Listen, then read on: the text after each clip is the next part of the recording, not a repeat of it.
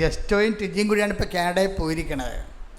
ഇപ്പം ജസ്റ്റോയുടെ കാര്യം എന്ന് വെച്ചാൽ ജസ്റ്റോ ഒരിക്കലും ചിന്തിച്ചിട്ടില്ല വേറെ ഒരു രാജ്യത്ത് പോയി വർക്ക് ചെയ്യുന്നതിനെക്കുറിച്ച് ചിന്തിച്ചിട്ടില്ല. കാര്യം എന്താണെന്ന് വെച്ച് കഴിഞ്ഞാൽ ജസ്റ്റോ 10ാം ക്ലാസ്സിലേ പഠിച്ചിട്ടുള്ളൂ, അത് കഴിഞ്ഞ് പഠിച്ചിട്ടില്ല. പക്ഷേ ടിജിയെ കല്യാണം കഴിച്ചപ്പോൾ ഇവർ കുടുംബമായിട്ട് അവിടെ പോയതാണ്.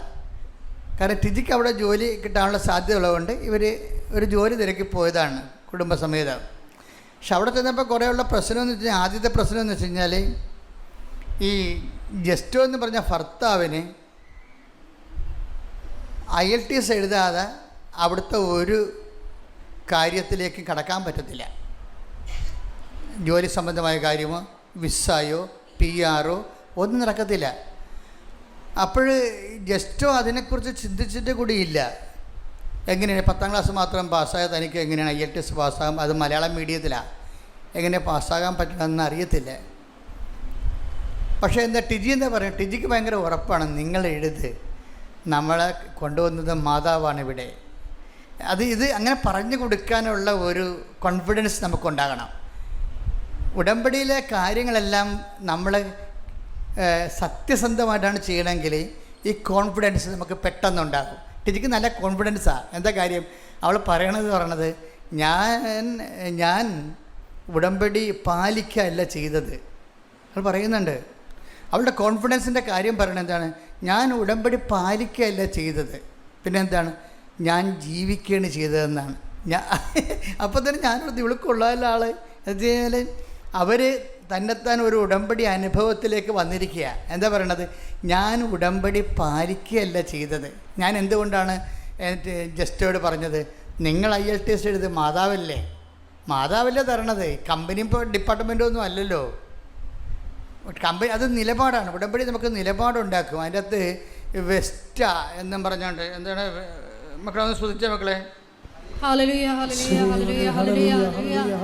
സാക്ഷികളിലൂടെ ഞങ്ങളെ പഠിപ്പിക്കുന്നതിന് നന്ദി പറയുന്നു. ഹല്ലേലൂയ ഹല്ലേലൂയ, മഹത്വം മഹത്വം, ആരാധന ആരാധന, ഹല്ലേലൂയ ഹല്ലേലൂയ, ആരാധന യേശുവേ ആരാധന. അപ്പം ആദ്യം ഈ ടിജോയ്ക്ക് വേണ്ടത് വെസ് എന്നും പറഞ്ഞ ഒരു സർട്ടിഫിക്കറ്റാണ്. എന്ന് വെച്ച് കഴിഞ്ഞാൽ അവർ അവിടെ നിലനിന്ന് പോകണമെന്നുണ്ടെങ്കിൽ ഇയാളുടെ കമ്പനി, അതായത് ലൊക്കോ മൊബൈലിൻ്റെ മെക്കാനിസ്റ്റാണ് ആൾ. പക്ഷേ ഈ സർട്ടിഫിക്കറ്റ് അവിടെ കാണിച്ചിട്ട് അവിടെ ഒരു അംഗീകരിക്കണില്ല. അതായത് എന്താ കാര്യം എന്ന് വെച്ച് കഴിഞ്ഞാൽ അവരുടെ ഇതിൻ്റെ ഇക്വാലൻ്റ് ആയിട്ടുള്ള സർട്ടിഫിക്കറ്റ് വേണം. അപ്പോൾ ഈ ഇക്വാലൻ്റ് സർട്ടിഫിക്കറ്റ് അവിടെ നിന്നേ കിട്ടത്തുള്ളൂ. അതായത് ഇങ്ങയുടെ മെക്കാനിക്കൽ ഡിഗ്രിക്ക് ഡിപ്ലോമയ്ക്ക് ഇക്വാലൻ്റ് ആയിട്ടുള്ള തുല്യമായിട്ടുള്ള അവിടുത്തെ സർട്ടിഫിക്കറ്റ് വേണം. അവിടുത്തെ സർട്ടിഫിക്കറ്റ് വേണമെന്ന് പറഞ്ഞപ്പോൾ ഈ വെസ് എന്ന് പറഞ്ഞ കമ്പനി പറഞ്ഞ് അവരുടെ അടുത്ത് കൊണ്ട് ആപ്ലിക്കേഷൻ പറഞ്ഞ് നിങ്ങൾക്കത് കിട്ടാൻ സാധ്യതയില്ല, നിങ്ങൾക്കത് കിട്ടത്തില്ല, ഇന്ന കാരണങ്ങൾ കൊണ്ട് കിട്ടത്തില്ലെന്ന് പറഞ്ഞു. അപ്പോൾ കിട്ടത്തില്ല എന്ന് പറഞ്ഞപ്പോഴും ഈ ടിജിക്ക് മറ്റയാൾ അപ്പം തന്നെ തളർന്ന് എന്താ കിട്ടത്തില്ലല്ലോ. അപ്പോഴും ഉടനെ ടിജി നമ്മുടെ ഉടമ്പടി ക്ലാസ് വിടാതെ കൂടുന്ന ആളാണ്. ടിജി പറയും, ഇത് കമ്പനിയല്ലേ, കർത്താവല്ലല്ലോ, അതാണ് വിഷയം. ഇങ്ങനെയാണ് വിഷയത്തെ വെസ തരിക എന്ന് പറയുമ്പോൾ പറയും, ഇത് കമ്പനിയല്ലല്ലോ കർത്താവ്, യേശുവല്ലേ കർത്താവ്. അതെവിടെ നിന്ന് കിട്ടിയതാണ്? അത് ഈ നമ്മുടെ ഫെയ്ത്ത്, നമ്മുടെ വിശ്വാസം, നമുക്ക് 4 തരത്തിൽ വിശ്വാസം നമുക്ക് എക്സ്പ്രസ് ചെയ്യാൻ പറ്റും. 4 തരത്തിൽ. എന്താണ്? ഒന്നാമത്തെ തരമെന്ന് പറയണത് നമ്മുടെ പ്രാർത്ഥനയാണ്. പ്രാർത്ഥന വഴി ആണ് നമ്മൾ വിശ്വാസം നമ്മൾ എക്സ്പ്രസ് ചെയ്യണത്, വെളിപ്പാക്കണത്. പ്രാർത്ഥനയ്ക്ക് വരുമ്പോഴുള്ള പ്രശ്നം എന്നത് ഈടുവെപ്പ് കുറവായിരിക്കും. പ്രാർത്ഥന ചെയ്യും. ചില ആൾക്കാരൊക്കെ പറഞ്ഞില്ലേ, ഞാൻ 150 വിശ്വാസപ്രമാണം ചൊല്ലിയെന്ന് പറഞ്ഞാൽ പ്രത്യേകിച്ച് ഈടുവെപ്പില്ല. ഈടുവെപ്പെന്നില്ല, നമ്മുടെ കയ്യിൽ നിന്ന് അതിൻ്റെ അകത്ത് ഒരു ഡിപ്പോസിറ്റ് ഒന്നും വരണില്ല. നാക്ക് കൊണ്ട് ഇങ്ങനെ കുത്തിയിരുന്ന് എവിടെയെങ്കിലും ലൈറ്റും ഫാനൊക്കെ ഇട്ടുകൊണ്ട് ഉള്ളൊരു പരിപാടിയായിട്ടാണ് പ്രാർത്ഥന മാറ്റേണ്ടത്. നമുക്ക് നഷ്ടമില്ലല്ല, നമുക്ക് നഷ്ടമില്ല. അതിൻ്റെ അകത്ത് നഷ്ടപ്പെട്ട് പ്രാർത്ഥിക്കുക മാത്രമേ പ്രാർത്ഥനയ്ക്ക് അതിൻ്റെ നിരത ദ്രവ്യം കിട്ടണം, ദ്രവ്യം ഉണ്ടാകണം. ഈ പ്രാർത്ഥനാ ജീവിതമാണെന്ന് പറഞ്ഞൊരു കാര്യമില്ല. ഈ പ്രാർത്ഥനക്കാരെ ആൾക്കാർക്ക് ഇഷ്ടപ്പെടാത്തതിൻ്റെ കാര്യം ഇവന്മാർ മെയ്യേട്ട് കൊണ്ടൊന്നും ചെയ്യത്തില്ല. അതാണ് ഏറ്റവും വലിയ പ്രശ്നം. പ്രാർത്ഥിക്കാൻ എളുപ്പമാണല്ലോ, കാറിലിരുന്ന, വണ്ടി ഇരുന്ന, ബൈക്കിൽ ഇരുന്നൊക്കെ പ്രാർത്ഥിക്കാം. പക്ഷേ ഇൻവെസ്റ്റ്മെൻ്റ് ഇല്ല. ഇൻവെസ്റ്റ്മെൻ്റ് എന്ന് പറയുന്നത് ദൈവത്തിന് ഈ സംഭവം എടുക്കണമെന്നുണ്ടെങ്കിൽ അതിൻ്റെ സ്റ്റാമ്പ് വേണം, ഡ്യൂട്ടി അടിക്കണം ഈ സംഭവത്തെ. എന്ന് വെച്ചാൽ നമ്മൾക്ക് അതുകൊണ്ടാണ് ഈ പ്രാർത്ഥന ആൾക്കാർക്ക് വിശ്വാസമില്ല എന്ന് പറയുന്നത്. ഇപ്പം ഞാനവിടെ പ്രാർത്ഥിക്കുക എന്ന് പറഞ്ഞാൽ എന്ത് പറ്റും? നിങ്ങൾ പറഞ്ഞിട്ടില്ലേ, ഞാൻ 39 വർഷത്തെ കുർബാന എന്തെല്ലാം ഇൻവെസ്റ്റ് ചെയ്യണം അതിൻ്റെ അകത്ത്. അതിന് പിന്നെന്താ പറയണത്? എൻ്റെ കഴിഞ്ഞ കാല ജീവിതത്തിൽ നിന്ന് ദൈവത്തിന് സംപ്രീതമായി തോന്നിയുകൊണ്ട് മാതാവിൻ്റെ പ്രത്യക്ഷീകരണം, ആ മാതാവിൻ്റെ പ്രത്യക്ഷീകരണ അടിസ്ഥാനത്തിൽ ഇവിടെ നടന്ന ആരാധനകൾ, എന്തെല്ലാം കാര്യമാണ് ഇതിൻ്റെ തീടുവെപ്പ് കൊടുക്കുന്നത്. അപ്പോൾ ചെക്ക് എഴുതി കഴിഞ്ഞാൽ അത് വണ്ടിച്ചെക്കാകത്തില്ല. അതാണ് വിഷയം. നിങ്ങളുടെ പ്രാർത്ഥനകൾ വണ്ടിച്ചെക്കാകരുത്. ഞാൻ എപ്പോഴും നിങ്ങളോട് ചോദിക്കും, for what I hear you, എന്തുകൊണ്ട് ഞാൻ നിങ്ങളെ കേൾക്കണമെന്ന് ദൈവം ചോദിച്ചാൽ നമുക്ക് എന്തെങ്കിലും വളരെ കാറ്റഗോറിക്കലായിട്ടുള്ള ഈടുള്ള എന്തെങ്കിലും പറയാനുണ്ടാകണം. അതുകൊണ്ടാണ് ഞാൻ നിങ്ങളുടെ പ്രേക്ഷിത വേല കൂട്ടണത്. മനസ്സിലായില്ലേ? പ്രേക്ഷിത വില കൂട്ടത്തില്ല. ഇപ്പം അവൾ തന്നെ ചെയ്യണമെന്ന് അവളൊരു കെട്ട് പത്രം എടുക്കേണ്ട ആൾ 5 കെട്ട് എടുത്തിട്ട് മഞ്ഞെന്ന് പറയാൻ പറ്റുകയില്ല. ആ ഹിമപാതമാണ് നടക്കുന്നത്. ഈ -30 നടന്ന് ഒരാളെ കാണാൻ പോവുകയാണ്. എന്നിട്ട് ഇവൾ പറയണൊരു കാക്കുണ്ടേ, ഞാനൊക്കെ പത്രം കൊടുത്തു കഴിഞ്ഞാൽ പത്രം അയാൾ എന്ത് ചെയ്യുമെന്ന് ഞാൻ നോക്കിക്കൊണ്ടിരിക്കുമെന്ന് എനിക്ക് സങ്കടമാണ്. കാര്യം അയാളത് ബാഗിൽ വെച്ചാൽ ഓക്കെ, അയാളെ കളയുകയാണെങ്കിൽ ഞാൻ അവിടെ പോയി എടുക്കുമെന്ന്. ഇതാണ് വിഷയം. ഇതിവിടെ വരുന്ന വിഷയം എന്ന് വെച്ചപ്പോൾ നമ്മൾ എന്തിനെന്ത് പറയേ, ഞാൻ എന്നിട്ട് എല്ലാ വേസ്റ്റ് ബിന്നും പൊക്കി നോക്കും. ഞാൻ കാനഡയുടെ തെരുവിലൂടെ നടക്കുമ്പോൾ ഞാൻ ഓരോ വേസ്റ്റ് ബോക്സില്ലേ, ഞാൻ ഓരോ വേസ്റ്റ് ബോക്സും പൊക്കി നോക്കും. ആൾക്കാർക്ക് തോന്നും എനിക്ക് പട്ടാണെന്ന്. കാര്യം വേസ്റ്റ് ബോക്സ് എന്ന് പറഞ്ഞാൽ ഉള്ള അഴുക്കെല്ലാം ഉണ്ടാവും. അതെന്തിനാണ് പൊക്കി നോക്കണത്? പ്രാന്തന്മാരല്ലേ നോക്കത്തുള്ളൂ. അപ്പോൾ അവൾ പറയും, എൻ്റെ സ്റ്റാറ്റസ് ഞാൻ ലോ ചെയ്യണേ എന്ന്. അതാണ് വിഷയം. ആപ്ലിക്കേഷൻസ് എന്ത് രസമാണെന്ന് അറിയാമോ? ഉടമ്പടി ആപ്ലിക്കേഷൻസിലാണ് നിൽക്കുന്നത്. അതുപോലെ ഇംപ്ലിമെൻറ്റേഷൻ, ഇത് രണ്ടും നിങ്ങൾ ശ്രദ്ധിക്കണം. ഇവളെന്തിനാണ് കർത്താവ് ഞാൻ കൊടുത്ത പത്രം, കൃപാസനം പത്രം ഏതെങ്കിലും വേസ്റ്റ് ബിന്നിലുണ്ടെങ്കിൽ അതെടുക്കാൻ വേണ്ടിയാണ് ഞാനിതെല്ലാം പൊക്കി നോക്കണത്. അപ്പോൾ ഇവരൊക്കെ കണ്ടാൽ പിന്നെ ദൈവം എന്ത് ചെയ്യാനാ? ഒന്നും ചെയ്യാനില്ല, ഒന്നും പറയാനില്ലെന്ന് പറയത്തില്ലേ? ഈ ചില നല്ല അടിപൊളി പാട്ട് കേട്ട് കഴിയുമ്പോൾ അതിൻ്റെ മീറ്ററെല്ലാം ശരിയാണെങ്കിൽ, സംഗതിയെല്ലാം ശരിയാണെങ്കിൽ, ആ അവിടെ അവർ പാട്ടുകാർ നോക്കുന്ന മ്യൂസീഷ്യൻസ് എന്താ പറയണത്? ഒന്നും പറയാനില്ലെന്ന് പറയും. അതുപോലെ നിങ്ങളെക്കുറിച്ച് ഒന്നും പറയാനില്ലാത്ത രീതിയിൽ ഈടുവെപ്പുണ്ടാകണം. ഉടമ്പടി ഇംപ്ലിമെൻറ്റേഷനാണ് നിൽക്കുന്നത്. ഇംപ്ലിമെൻറ്റേഷനിൽ അത് കഴിയുമ്പോൾ അപ്പം നമ്മുടെ വാല്യൂ ഇങ്ങനെ ഗ്രോത്ത് ചെയ്തുകൊണ്ടിരിക്കും. അതെന്ത്, ഈ വാല്യൂ ഗ്രോത്ത് ചെയ്യുമ്പോൾ എപ്പോഴും എൻ്റെ മക്കൾ ശ്രദ്ധിക്കേണ്ട ഒരു കാര്യമുണ്ട്. വാല്യൂ ഇയർ ബേസായിട്ടാണ് ഗ്രോത്ത് ചെയ്യേണ്ടത്. വാല്യൂ എന്ന് പറയുമ്പോൾ എന്താണ്? നമ്മുടെ ദൈവത്തിൻ്റെ മുമ്പ് ആത്മീയ മൂല്യം എന്ന് പറയും. ആത്മീയ മൂല്യം, ഈ ആത്മീയ മൂല്യം വർദ്ധിക്കേണ്ടത് ഇയർ ബേസിലാണ്. എന്ന് വെച്ചാൽ നമ്മൾക്ക് ഇപ്പോൾ കർത്താവ് നിക്കോദേമോസിനോട് ചോദിക്കില്ലേ, ഇയർ ബേസ് ക്വസ്റ്റ്യനാണ് ചോദിക്കണത്. ഇയർ ബേസ് ക്വസ്റ്റ്യനാണ് നിക്കോദേമോസ്. അന്നെടുത്തേ യോഹന്നാൻ 3:10. യേശു പറഞ്ഞു, നീ ഇസ്രായേലിലെ ഗുരുവല്ലേ? എന്നിട്ടും ഇക്കാര്യമൊന്നും മനസ്സിലാകുന്നില്ലേ? അതായത് ഇത് 3:5 വീണ്ടും ജനിക്കണമെന്ന് പറയത്തില്ലേ? വീണ്ടും ജനിക്കുന്നത് ദൈവത്തിനെ അനുഭവിക്കാൻ പാടില്ലെന്ന് പറയത്തില്ലേ? ഇപ്പോൾ വീണ്ടും ജനിപ്പിക്കുന്ന ഉടമ്പടി മോഡ് ഓഫ് കവനൻ്റ് ഉണ്ട്. അതെന്താണ്? അതിൽ നിന്ന് ഇപ്പോൾ ഇവർ വീണ്ടും ജനിച്ചവരെയാണ്. അവർ ഓരോ വേസ്റ്റ് പിന്നും പൊക്കി നോക്കുകയാണ്, സ്റ്റാറ്റസ് ലോ ചെയ്യുകയാണ്. എന്താ സ്റ്റാറ്റസ് ലോ ചെയ്യണമെന്ന് പറയുന്നത്? കർത്താവ് ഉപയോഗിച്ച ഒരു മെത്തേഡാണ്. പ്രകൃതിയ ദൈവമായിരിക്കവേ ദൈവത്തോടുള്ള സമാനത മുറുകെ പിടിക്കേണ്ട കാര്യമായി പരിഗണിക്കാതെ അവൻ തന്നെ താഴ്ത്തി മരണത്തോളം കുരിശുമരണത്തോളം. അതിനാൽ ദൈവം അവനെ ഉയർത്തിയെന്നല്ല പറയണത്. ഇങ്ങനെ സ്റ്റാറ്റസ് ലോ ചെയ്തത് കാരണം അതിനാൽ ദൈവം അവനെ അത്യധികം ഉയർത്തി. അപ്പോൾ ദൈവം ഉയർത്തണം എന്നുണ്ടെങ്കിൽ നമ്മൾ ദൈവത്തിന് വേണ്ടി സ്റ്റാറ്റസ് ലോ ചെയ്യണം. അങ്ങനെയാണ് നമ്മുടെ മൂല്യം വർദ്ധിപ്പിക്കുന്നത്. തിരുക്കുമാരനും അമ്മ മാതാവിനും 1000 നന്ദി. എൻ്റെ പേര് അനൂപ് സ്കറിയ. ഞാൻ കോട്ടയം ജില്ലയിലെ താഴ്ത്തുപടര ലൂർദുമാതാർ ചർച്ച് ഇടവകാംഗമാണ്. ഞാൻ ആദ്യമായി ഇവിടെ ഉടമ്പടി എടുത്തത് 2023 സെപ്റ്റംബർ 12 ആദ്യമായി കൃപാസനത്തെക്കുറിച്ച് കേൾക്കാനിടയായത് കൃപാസനം പത്രം ലഭിച്ചതിലൂടെയാണ്. അമ്മ മാതാവിൻ്റെ ഇങ്ങോട്ടുള്ള ഒരു ക്ഷണനമായിരുന്നു വിശുദ്ധ പത്രം എന്ന് പറയുന്നത്. അതിലൂടെ ഉടമ്പടി ജീവിതം നയിക്കണമെന്ന ഒരു ചിന്തയുണ്ടായി. പിന്നീട് ഇൻസ്റ്റഗ്രാം പോലെയുള്ള മാധ്യമങ്ങളിലൂടെ അമ്മ മാതാവിൻ്റെ ഒത്തിരിയേറെ സാക്ഷ്യങ്ങൾ വളരെയധികം ആളുകൾ പങ്കുവെക്കുന്നതിനുള്ള സാഹചര്യങ്ങൾ കാണാനിടയായി. അങ്ങനെ ഓരോ ദിവസവും അമ്മ മാതാവിൻ്റെ അടുക്കിലേക്കുള്ള ഒരു ജനപ്രവാഹം എന്ന് പറയുന്നത് കൂടിക്കൂടി വരികയാണ്. അത്രയധികം അമ്മ മാതാവിലെ വിശ്വാസം അർപ്പിച്ചാണ് ഓരോ മക്കളും കടന്നു വരുന്നത്. എൻ്റെ ജീവിതത്തെ സംബന്ധിച്ച് എനിക്ക് അമ്മ മാതാവിലൂടെ ലഭിച്ച അനേകം അനുഗ്രഹങ്ങളുണ്ട്. അതിൽ കുറച്ച് മാത്രമാണ് ഞാൻ നിങ്ങൾക്ക് മുമ്പിൽ ഏറ്റവും പ്രധാനപ്പെട്ട ചിലത് മാത്രം പങ്കുവെക്കാനായിട്ട് ആഗ്രഹിക്കുന്നു. ഞാൻ ഡ്രൈവിങ്ങിൽ വലിയ പ്രാവീണ്യമുള്ളൊരു വ്യക്തിയല്ലായിരുന്നു. ഒരു ദിവസം എൻ്റെ പപ്പായുമൊത്ത് ഞാൻ ഡ്രൈവിങ് പഠിച്ചുകൊണ്ടിരിക്കുകയാണ്. പെട്ടെന്ന് കാർ എൻ്റെ നിയന്ത്രണം വിട്ടുപോയി. ആ സമയത്ത് എപ്പോഴും ഞാൻ കാറിൽ പഠിക്കുവാനായിട്ട് കയറുന്ന സമയത്ത് വിശുദ്ധ കാശുരൂപവും അതുപോലെ കാറിനുള്ളിൽ വെഞ്ചരിച്ച അമ്മമാതാവിൻ്റെ രൂപവും ഉണ്ടായിരുന്നു. പെട്ടെന്ന് അതൊരു കുഴിക്ക് നേരെ വലിയൊരു ആഴമുള്ള ഒരു കയ്യാലക്കുഴിയാണ്. അതിലേക്ക് എൻ്റെ കയ്യിൽ നിന്നും നിയന്ത്രണം വിട്ട് ആ കാറ് അതിലേക്ക് മറിയുവാനായിട്ട് പോയി.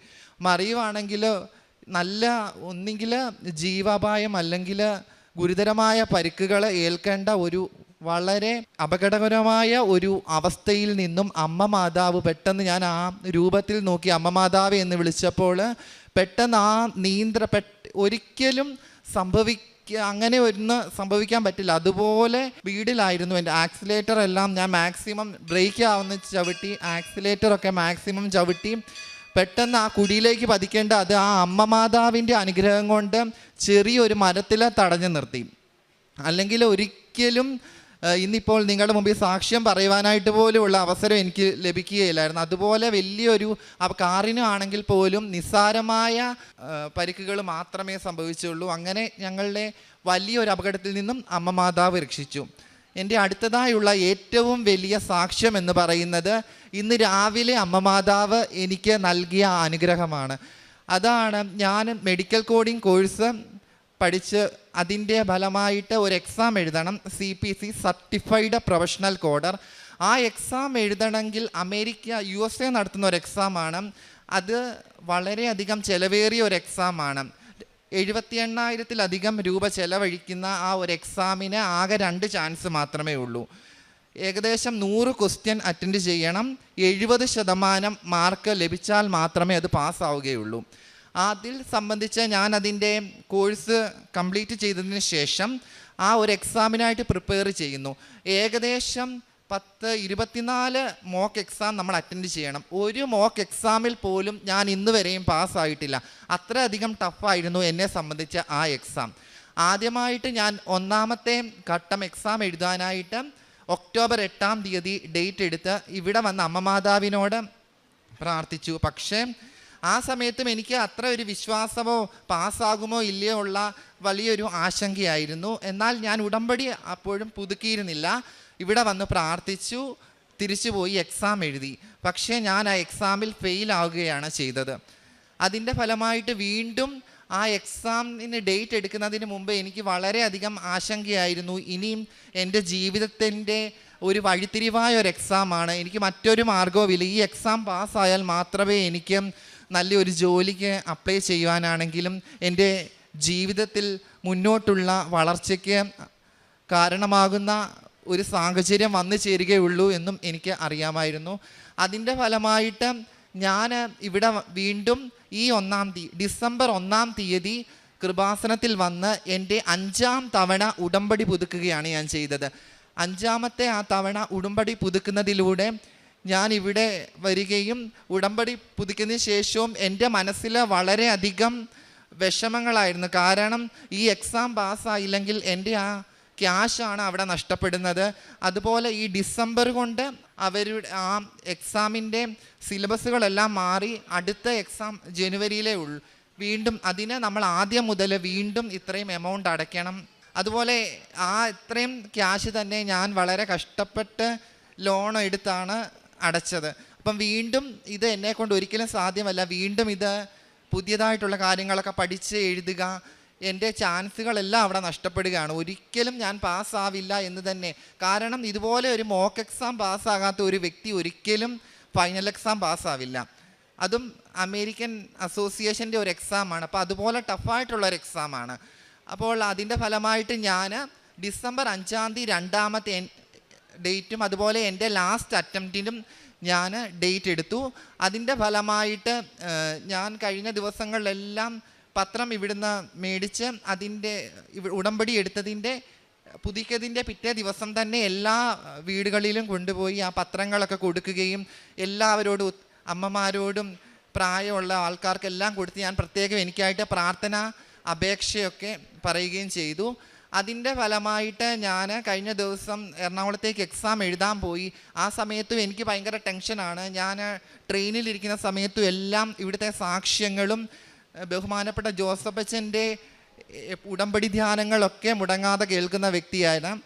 അതുപോലെ ഓരോ നിമിഷവും അമ്മ മാതാവിനോട് ഞാൻ പ്രാർത്ഥിച്ച, അമ്മ മാതാവേ എനിക്ക് ഈ അൾത്താരയിൽ വന്ന് സാക്ഷ്യം പറയുവാനായിട്ട്, അല്ലെ എൻ്റെ റിസൾട്ട് ആദ്യം എൻ്റെ വീട്ടുകാരോ അല്ലെ എൻ്റെ പഠിപ്പിച്ച എൻ്റെ ടീച്ചേഴ്സോ ഫ്രണ്ട്സോ ആരും അറിയില്ല, എനിക്ക് എൻ്റെ റിസൾട്ട് നീ എന്നെ പാസ്സാക്കി തരുവാണെങ്കിൽ ഈ അൾത്താരയ്ക്ക് മുമ്പിൽ വന്ന് അമ്മ മാതാവിനോടായിരിക്കും ആദ്യം പറയുന്നത് എന്ന് ഞാൻ അന്ന് ഉറച്ചെടുത്ത തീരുമാനമാണ്.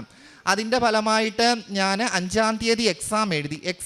അതിനു മുമ്പ് എൻ്റെ കൂടെ എൻ്റെ ഫ്രണ്ട്സ് പല തവണ എഴുതിയിട്ട് എല്ലാവരും ഫെയിലാകുകയാണ്. അപ്പോൾ ഞാൻ വീണ്ടും ഡേറ്റ് മുന്നോട്ട് നീട്ടി വെക്കുകയാണ്. ഒരിക്കലും ഞാൻ കുറച്ചും കൂടെ പഠിച്ചിട്ട് എഴുതിയാൽ മതി, അല്ലാതെ ഒരിക്കലും ഞാൻ പാസ്സാകില്ല എന്നുള്ളൊരു ചിന്തയിലായിരുന്നു ഞാൻ. അതിൻ്റെ ഫലമായിട്ട് എന്താണേലും ഡേറ്റ് എടുക്കാം, എന്തേലും ആകട്ടെ എന്നുള്ള ഒരു ചിന്തയിൽ അപ്പോഴും ഞാൻ മാതാവിനെ എൻ്റെ മനസ്സിൽ എന്നും ഞാൻ ഓർത്തുകൊണ്ടാണ് ഓരോ കാര്യങ്ങളും ചെയ്യുന്നത്. എൻ്റെ ആത്മീയ ജീവിതത്തിൽ ഈ ഒരു ഉടമ്പടി 5-ാമത്തെ ഉടമ്പടിയോടുകൂടിയാണ് എൻ്റെ ആത്മീയ ജീവിതം കുറച്ചുകൂടെ നല്ല രീതിയിൽ മുന്നോട്ട് പോകുവാനായിട്ട് തുടങ്ങിയത്. അതിൻ്റെ ഫലമായിട്ട് ഞാൻ 5-ാം തീയതി ഡേറ്റ് എടുത്ത് എക്സാം എഴുതിയിട്ടും ആ സമയത്തും എനിക്ക് ഒരു പ്രതീക്ഷയുമില്ലായിരുന്നു. കാരണം 1-ാമത്തെ അറ്റംപ്റ്റിൽ എനിക്ക് 70% മാർക്ക് ലഭിച്ചില്ല. അത് ഒരുവിധം എളുപ്പമായിരുന്ന എക്സാം ആയിട്ട് പോലും എനിക്കത് മാർക്ക് ലഭിച്ചില്ല. അപ്പോൾ ഈ 2-ാമത്തേന്ന് പറഞ്ഞാൽ വളരെയധികം കഠിനമായിരുന്നു. ഒരിക്കലും എന്നെ സംബന്ധിച്ച് ഞാൻ ഇവിടെ ഈ അൾത്താരയ്ക്ക് മുമ്പിൽ നിന്ന് പറയുകയാണ്, എന്നെ സംബന്ധിച്ച് ഞാൻ പാസ്സാകില്ല എന്ന് ഞാൻ 100% ഉറപ്പോടെയാണ് പറയുന്നത്. അതുപോലെ ഞാൻ പാസ്സാകില്ല എന്ന് വിചാരിച്ച് ഞാൻ ആ എക്സാം എഴുതി കഴിഞ്ഞിട്ടും ആ 100 ക്വസ്റ്റ്യനിലൂടെയും എല്ലാവരും 4 മണിക്കൂറിന് ഒരു 15 മിനിറ്റോളം ലാസ്റ്റ് റീചെക്ക് ചെയ്യുക എന്നുള്ള ഒരു കാര്യമുണ്ട് എല്ലാ ക്വസ്റ്റ്യൻസും. ആ സമയത്തും എല്ലാവരും റീചെക്ക് ചെയ്യുന്ന സമയത്ത് ഞാൻ ആ മൗസ് എല്ലാ ക്വസ്റ്റ്യനിലൂടെയും കടത്തി വിശ്വാസ പ്രമാണം ചൊല്ലിക്കൊണ്ട് അതോടൊപ്പം തന്നെ എൻ്റെ ഷർട്ടിൻ്റെ പോക്കറ്റിൽ ഞാൻ വിശുദ്ധ കാശുരൂപത്തിൽ ഓരോ ക്വസ്റ്റ്യൻ നമ്മൾ അറ്റൻഡ് ചെയ്യുമ്പോഴും കാശുരൂപത്തിൽ വിശ്വാസ പ്രമാണം ചൊല്ലിയാണ് ഞാൻ അറ്റൻഡ് ചെയ്തത്. ഇത് ശരിയാണോ എനിക്കറിയില്ല. അത്രയേറെ ഞാൻ വേദനയോടെ ആ ഒരു എക്സാം ഞാൻ കംപ്ലീറ്റ് ചെയ്ത് ഇറങ്ങി. ഇന്നലെ എക്സാം എഴുതി, ഇന്ന് രാവിലെ 3:30-ക്കാണ് റിസൾട്ട് വരുന്നത്. ആ സമയത്തും 5:30-ക്ക് പോലും ഇന്നലെ വന്ന ക്ഷീണത്തിലും വളരെ എക്സാമിൻ്റെ ടെൻഷനിലുമെല്ലാം ഞാൻ ഉറങ്ങിപ്പോയി. ഏകദേശം 6 മണിയായപ്പോൾ എണീറ്റപ്പോഴാണ് അയ്യോ പ്രത്യക്ഷീകരണ പ്രാർത്ഥന ചൊല്ലിയില്ലല്ലോ എന്ന് വെഞ്ചരിച്ച രൂപത്തിന് മുൻപിൽ തിരികൾ കത്തിച്ച് ഞാൻ പ്രാർത്ഥിച്ചു. അമ്മ മാതാവേ, ഞാൻ ഫോൺ തുറന്നില്ല. അപ്പോൾ ഏകദേശം മെയിൽ വന്നിട്ടുണ്ട്, പക്ഷേ എൻ്റെ റിസൾട്ട് വന്നിട്ടുണ്ട്. പക്ഷേ ഞാനത് തുറന്നു നോക്കിയില്ല. ഈ പ്രത്യക്ഷീകരണ പ്രാർത്ഥന ചൊല്ലി ഒരിക്കലും ഞാൻ പാസ്സാവില്ല എന്ന് തന്നെയുള്ള ഒരു ഉറപ്പായിരുന്നു എനിക്ക്. കാരണം എന്തേലും ഒരു കാരണവശാൽ അമ്മ മാതാവ് തന്ന റിസൾട്ട് അമ്മ മാതാവ് പാസ്സാക്കാതല്ലാതെ ഒരിക്കലും ഞാൻ പാസ്സാകില്ല എന്ന് എനിക്കറിയായിരുന്നു. അപ്പോൾ അതിനുശേഷം ഞാൻ പ്രത്യക്ഷീകരണ പ്രാർത്ഥന ചൊല്ലിയതിന് ശേഷം ആ തിരി ഊതാതെ തന്നെ ഞാൻ ആ കാശുരൂപം എൻ്റെ നെഞ്ചോട് ചേർത്ത് ഞാൻ ഫോൺ തുറന്ന് നോക്കി. ഫോൺ തുറന്ന് നോക്കിയിട്ട് ഞാൻ ഫെയിലാകുമെന്നുള്ള ചിന്തയിൽ തന്നെയാണ് ഫോൺ ഓപ്പൺ ചെയ്തത്. പക്ഷേ അതിൽ ഞാൻ നോക്കിയപ്പം പാസ്സെന്ന് കിടക്കുന്നു. എൻ്റെ കൈകളൊക്കെ വിറയ്ക്കാൻ തുടങ്ങി. കാരണം ഇത് ഞാൻ തന്നെ, എൻ്റെ റിസൾട്ടാണോ, ഞാൻ വീണ്ടും വീണ്ടും ഇങ്ങനെ എൻ്റെ കണ്ണുകളുടെ എന്തെങ്കിലും കുഴപ്പമാണോ എന്ന് എനിക്കറിയില്ല. അതുകൊണ്ട് ഞാൻ വീണ്ടും വീണ്ടും നോക്കിയപ്പം ഞാൻ പാസ്സായി. എനിക്ക് 70 മാർക്കാണ് പാസ്സാകാനായിട്ട് വേണ്ടത്. എനിക്ക് കൃത്യം 70 മാർക്കുണ്ട്. അമ്മ മാതാവിൻ്റെ അനുഗ്രഹത്താൽ അല്ലാതെ ഒരിക്കലും അത് കിട്ടത്തില്ല. ഒരിക്കലും ഞാൻ 70 മാർക്കിനുള്ള എഴുതിയിട്ടില്ല. അമ്മ മാതാവാണ് എനിക്ക് ആ മാർക്ക് തന്നതെന്ന് ഞാൻ പൂർണ്ണമായിട്ടും വിശ്വസിക്കുന്നു. അതിനുശേഷം ഞാൻ നേരത്തെ പറഞ്ഞിട്ടുണ്ടായിരുന്നു, ഈ അൾത്താരയെ വന്നിട്ട് ആരോടും, എൻ്റെ വീട്ടിൽ പോലും ഞാൻ ഇവിടെ വന്ന കാര്യം പറഞ്ഞിട്ടില്ല. എന്തിനാ ജയിച്ച കാര്യവും പറഞ്ഞിട്ടില്ല. കാരണം അമ്മ മാതാവാണ്, അമ്മ തന്ന അനുഗ്രഹമാണ്. അതിന് അമ്മയോട് മാത്രമാണ് ആദ്യം നന്ദി പറഞ്ഞതിന് ശേഷം ഞാൻ മറ്റുള്ളവരോട് പറയാൻ വേണ്ടിയായിരുന്നു. അതിനായിട്ട് ഒത്തിരിയേറെ നന്ദി. അമ്മയോട് എത്ര നന്ദി പറഞ്ഞാലും എൻ്റെ ഇനിയുള്ള ആത്മീയ ജീവിതത്തിൽ, ഉടമ്പടി ജീവിതത്തിൽ എല്ലാ അമ്മ മാതാവിൻ്റെ അനുഗ്രഹം എന്നും ഉണ്ടായിരിക്കണമെന്ന് ഞാൻ ഇപ്പോൾ പ്രാർത്ഥിക്കുകയാണ്. കാരണം ഉടമ്പടി ഇല്ലാത്ത ജീവിതം എന്ന് പറഞ്ഞാൽ വ്യർത്ഥമാണെന്ന് എനിക്ക് മനസ്സിലായി. എൻ്റെ കാരുണ്യപ്രവർത്തികൾ എന്ന് പറഞ്ഞാൽ എന്നെ സംബന്ധിച്ച് എനിക്ക് വലിയ ശമ്പളമോ വരുമാനമോ ഇല്ലെങ്കിൽ പോലും എന്നെ കഴിയുന്ന വിധത്തിൽ ഞാൻ പലരെയും സഹായിക്കാറുണ്ട്. അതുപോലെ നമ്മുടെ അയൽപ്പക്കത്തുള്ളവരെ ആണെങ്കിലും, അതുപോലെ നമ്മുടെ ദേവാലയത്തിലെയും ചുറ്റുപാടുള്ള ആളുകളുടെയൊക്കെ എന്ത് സഹായം ഉണ്ടെങ്കിൽ ഏത് നിമിഷവും ഞാൻ ഓടി ചെല്ലാറുണ്ട്. എല്ലാവരെയും, രോഗികളാർക്കുള്ളവർക്ക് എല്ലാവർക്കും വേണ്ടി പ്രാർത്ഥിക്കുകയും വിശുദ്ധ തൈലം അവർക്ക് ലേപനം ചെയ്ത് കൊടുക്കുകയും, കുറേ ആളുകൾക്ക് പറഞ്ഞു ഇവിടെ വരാനായിട്ട് സാധിക്കാത്ത ഒത്തിരിയേറെ പ്രായമായ വ്യക്തികളുണ്ട്. അവരൊക്കെ പറഞ്ഞു വിശുദ്ധ കാശുരൂപം കൊടുക്കണം എന്നൊക്കെ പറഞ്ഞിട്ടുണ്ട്. അവർക്കെല്ലാം കൊടുത്ത് കൂടുതൽ ആളുകളെ അമ്മ മാതാവിൻ്റെ അനുഗ്രഹത്തിനായിട്ട് ഒത്തിരിയേറെ ആളുകൾ ഇപ്പോൾ ഇവിടെ ഈ വിശുദ്ധ അമ്മ മാതാവിൻ്റെ സന്നിധിയിൽ കൂടുതൽ ആളുകളാണ് വന്നുകൊണ്ടിരിക്കുന്നത്. എല്ലാവർക്കും അമ്മ മാതാവിൻ്റെ അനുഗ്രഹവും ആശിസ്സും ഉണ്ടാകട്ടെ എന്ന് പ്രാർത്ഥിക്കുന്നു. എൻ്റെ കാരുണ്യ പ്രവർത്തികൾ ഇവയൊക്കെയാണ്. പിന്നെ എൻ്റെ ആത്മീയ ജീവിതത്തിൽ വളരെയധികം മാറ്റം വന്നു. ഈ ഉടമ്പടി ജീവിതം, ഇനിയും എൻ്റെ ജീവിതത്തിൽ ഈ ഉടമ്പടിയിലെ എൻ്റെ മരണം വരെ ഞാൻ എൻ്റെ ഉടമ്പടി ഞാൻ കണ്ടിന്യൂ ചെയ്ത് പോകും. എല്ലാം ഈ ഉടമ്പടി പ്രകാരം തന്നെ ഞാൻ എൻ്റെ ജീവിതത്തിൽ നിറവേറ്റുകയും എല്ലാ ദിവസങ്ങളിലും അമ്മ മാതാവിൻ്റെ ആ ഒരു മുഖം ദർശിക്കാതെ എൻ്റെ ഒരു ദിവസം പോലും കടന്നു പോവുകയുമില്ല. ഈ അൾത്താരയ്ക്ക് മുമ്പിൽ സാക്ഷ്യം പറയുവാനായിട്ട് എന്നെ അനുഗ്രഹിച്ച അമ്മ മാതാവിനും തിരുക്കുമാരനും 1 കോടി നന്ദി പറഞ്ഞുകൊണ്ട് നിർത്തുന്നു. ഈ തിരുവൾത്താരയിൽ വന്ന് സാക്ഷ്യം പറയാൻ തന്ന അനുഗ്രഹത്തിന് അമ്മ മാതാവിനും തിരുക്കുമാരനും നന്ദി പറയുന്നു. എൻ്റെ പേര് നിഷ. ഞാൻ വരുന്നത് തിരുവനന്തപുരം ജില്ലയിലെ കാട്ടാക്കടയിൽ നിന്നാണ്. ഇതെൻ്റെ ഭർത്താവ് അജയൻ, ഇത് മൂത്ത മകൻ അനന്തു, ഇത് അനൂപ് ഇളയാൾ. ഞാൻ 2023 ജനുവരി 7-ാം തീയതിയാണ് ഇവിടെ വന്ന് ഉടമ്പടി എടുത്തത്. ഉടമ്പടി എടുക്കാനുള്ള സാഹചര്യം എനിക്ക് സുഖമില്ലാത്തതുകൊണ്ടാണ്. എനിക്ക് ആവമാദം എന്നൊരു അസുഖം ഉണ്ടായിരുന്നു. പക്ഷേ എനിക്ക് ഉടമ്പടി എടുക്കാൻ സ്റ്റെപ്പ് കയറാൻ മുകളിൽ പറ്റാത്തത് കൊണ്ട് എനിക്ക് പകരം ചേട്ടനാണ് ഉടമ്പടി എടുത്തത്. ഇപ്പോൾ ആമവാദം എന്ന അസുഖം എനിക്കിവിടെ വന്ന സമയത്ത് എനിക്ക് സ്റ്റെപ്പ് കയറാൻ പറ്റൂലായിരുന്നു. ഞാൻ അവിടെ നിന്ന്, ഞങ്ങളാ പള്ളിയിൽ നിന്ന് 50 പേര് ഇറങ്ങിയ ഒരു വണ്ടി ഇവിടെ വന്ന സമയത്താണ് ഞാൻ ഇവിടെ വന്നത്. അപ്പോഴെനിക്ക് ആ വണ്ടിയിൽ നിന്ന് വണ്ടി സ്റ്റാർട്ട് ചെയ്ത സമയത്ത് അവിടെ നിന്ന് തുടങ്ങിയ ഛർദിൽ ഞാൻ ഈ കൃപാസന അമ്മയിലെ നട വരെ എനിക്ക് ഛർദിലായിരുന്നു. അപ്പോൾ അവിടെ നമ്മളിവിടെ വന്നപ്പോൾ 5 മണിക്കൂർ എടുത്ത് ഈ യാത്രാമധ്യം മൊത്തം എനിക്ക് ഭയങ്കര ഛർദിലായിരുന്നു. അങ്ങനെ എനിക്ക് ഈ സ്റ്റെപ്പ് കയറാനും അങ്ങനെ അവസ്ഥയായിരുന്നു. അങ്ങനെ എനിക്ക് കയറാൻ പറ്റാത്തതുകൊണ്ടാണ് ചേട്ട ഉടമ്പടി എടുത്തത്. പക്ഷേ എനിക്കിപ്പം അസുഖം മുമ്പത്തെക്കാട്ടി എനിക്ക് നല്ല സുഖമുണ്ട്. എനിക്ക് പിതാവിനും പുത്രനും പറയാൻ പറ്റൂല. അതുപോലെ തന്നെ എനിക്ക് ഒരുമാതിരിപ്പെട്ട ആഹാരമൊന്നും കഴിക്കാൻ പറ്റൂല, കാരണം ദഹിക്കൂല. അതുകൊണ്ട് അത് കഴിക്കാനും പറ്റില്ല. അപ്പം എനിക്കിപ്പോൾ ഇഷ്ടപ്പെട്ട ഫുഡുകൾ കഴിക്കാം, എല്ലായിടത്തും യാത്ര ചെയ്യാം, പിന്നെ എനിക്ക് സ്റ്റെപ്പ് കയറാം. പിന്നെ ഞാൻ ഇന്ന് ട്രെയിനിലാണ് ഇവിടെ വന്നത്. അതൊക്കെ എനിക്കിപ്പം ഈസിയായിട്ട് എല്ലാ കാര്യങ്ങളും ചെയ്യാം. അല്ലാതെ വീട്ടിൽ അടുക്കള ജോലി ഇങ്ങനെ ഒരു കാര്യങ്ങളൊന്നും എനിക്ക് ചെയ്യാൻ പറ്റൂലായിരുന്നു. എനിക്ക് ഒരു കുപ്പിയിൽ അടപ്പ് പോലും എനിക്ക് തുറക്കാൻ പറ്റില്ല. ഇവിടെ ഈ വന്ന സമയത്ത് 5 വർഷമായിരുന്നു അസുഖം വന്നിട്ട്. ഞാൻ ഈ മരുന്നിൻ്റെ പുറത്തായിരുന്നു എൻ്റെ ഒരു ജീവിതം എന്ന് പറയാം. പക്ഷേ എനിക്ക് ഇവിടെ വന്ന് ഉടമ്പടി എടുത്ത് ഉടമ്പടി വസ്തുക്കളൊക്കെ ഉപയോഗിച്ചതിന് ശേഷം എനിക്ക് നല്ല അസുഖവും മാറ്റവും. ഇപ്പം ഞാൻ മരുന്ന് അങ്ങനെ കഴിക്കില്ല. പക്ഷേ അഥവാ എനിക്ക് എപ്പോഴെങ്കിലും ഒരു ശകലം വേദന വരുമ്പോൾ ഒരു മരുന്നുണ്ട്, അത് കഴിക്കാം. അതും ഞാൻ ഇപ്പം പൂർണ്ണമായിട്ടും ഒഴിവാക്കും. കാരണം ആ സമയത്ത് ഉടമ്പടി വസ്തുക്കളായ തേനോ ഉപ്പോ എന്തെങ്കിലും ഉപയോഗിച്ച് പ്രത്യക്ഷണ പ്രാർത്ഥന പറയുമ്പം തന്നെ എനിക്ക് ആ ഒരു വേദന ആകും. അതുപോലെ തന്നെ കാലിൽ തരിപ്പ് വരും. അപ്പം ഞരമ്പൊക്കെ ഇങ്ങനെ തരിപ്പ് വരുമ്പോൾ ഞങ്ങൾ ഇങ്ങനെ പ്രത്യക്ഷണ പ്രാർത്ഥന പ്രാർത്ഥിച്ചിട്ട് ഉപ്പും ഉടമ്പടി തൈലവും തേനും കൂടി ഇങ്ങനെ ഒരുമിച്ചിങ്ങനെ ചാലിച്ചിട്ട് തേച്ചങ്ങ് പിടിപ്പിക്കുമ്പം തന്നെ ആ വേദനയെല്ലാം ഇതാന്ന് പറയുക മാറും. അങ്ങനെ എനിക്കിപ്പോൾ ആമവാദം അസുഖം പൂർണ്ണമായിട്ടും സുഖം നിന്ന് അമ്മ മാതാവിനും തിരുക്കുമാരനും നന്ദി പറയുന്നു. എൻ്റെ രണ്ടാമത്തെ സാക്ഷ്യമെന്ന് പറയാൻ, എൻ്റെ ഇളയ മകൻ SSLCക്ക് പഠിക്കുന്ന സമയത്ത് അവന് ഓണപരീക്ഷയ്ക്ക് മാർക്ക് ഉണ്ടായിരുന്നു.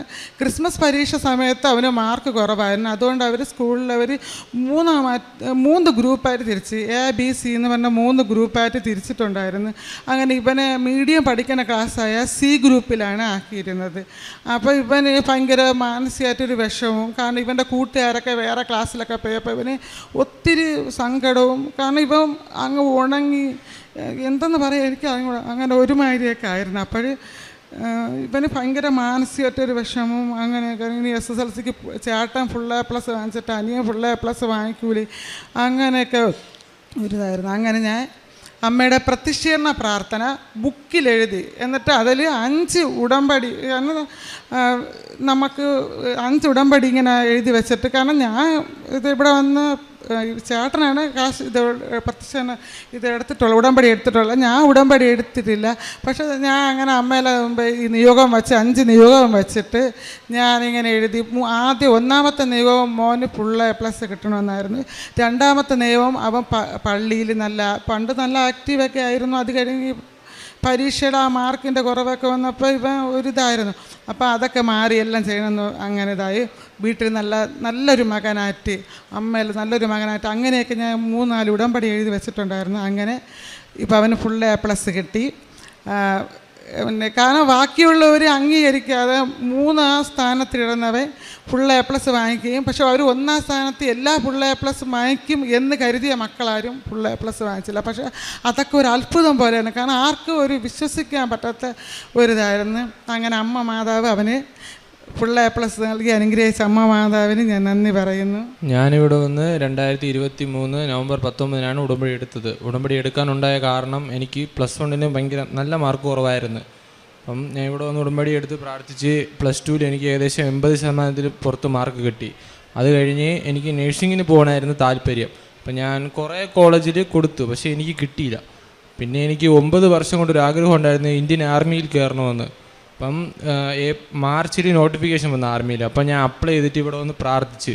അപ്പോൾ ജൂണിൽ എക്സാമിന് പോകുന്ന മുമ്പ് ഞാൻ ഇവിടെ വന്ന് പ്രാർത്ഥിച്ച് അച്ഛൻ്റെ അടുത്ത് കൈവച്ച് പ്രാർത്ഥിച്ച് അച്ഛൻ എനിക്ക് കാശ് രൂപം തന്നു.